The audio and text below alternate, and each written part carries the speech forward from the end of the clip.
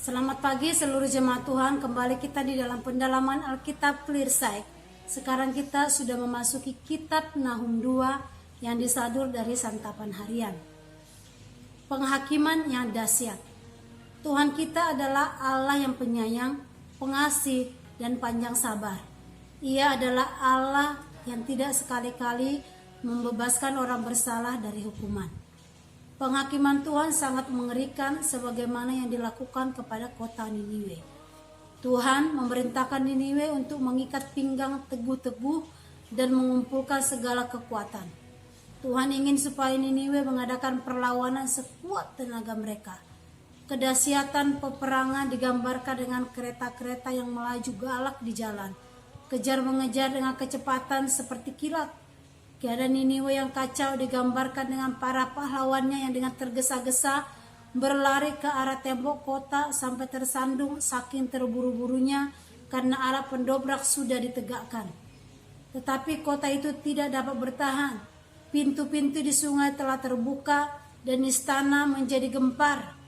Dalam dunia kuno, ketika dua kerajaan bertempur, yang terutama bertempur adalah Allah-Allahnya, maka tidak mengherankan bahwa patung Allah kemungkinan mengacu kepada Ikstar atau Dewi Cinta, dibawa keluar dan ditelanjangi. Niniwe yang banyak menjarah kekayaan kerajaan lain menjadi target jarahan. Kedahsyatan dan kegaduhan yang terjadi membuat banyak orang menjadi tawar hati dan pucat pasi. Niniwe dicemooh menjadi singa yang tak dapat lagi menerkam mangsanya. Tuhan akan membuat Niniwe tidak dapat lagi menerkam mangsanya dan suara utusan Niniwe tidak akan terdengar lagi. Ketika Tuhan membiarkan orang fasik menjadi kuat, tidak berarti Tuhan kalah. Ia membiarkan orang fasik berjaya terlebih dahulu.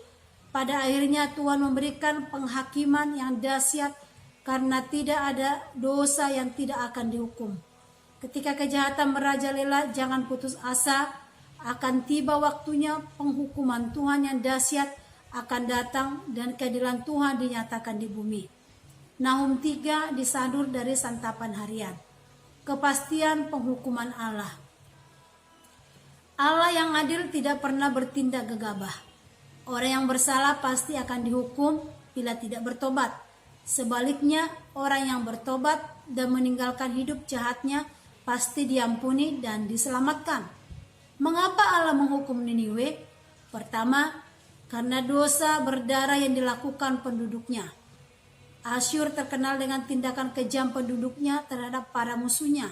Prasasti mereka menggambarkan mereka membantai para prajurit, menyiksa tawanan perang, dan bahkan bertindak sadis terhadap penduduk kota musuh, termasuk para wanita hamil. Oleh karena itu, mereka akan mengalami pembalasan yang kejam juga. Kedua, karena mereka memakai persundalan dan perdukunan untuk mencapai tujuan jahat mereka, sama seperti tudungan Yehezkiel dan Hosea terhadap Yerusalem. Nahum menyebut Niniwe sebagai kota yang bersundal.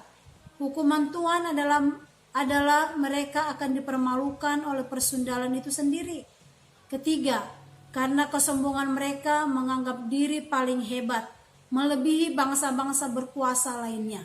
Padahal sama seperti bangsa-bangsa besar itu satu persatu pun akan dihancurkan oleh kesombongan mereka.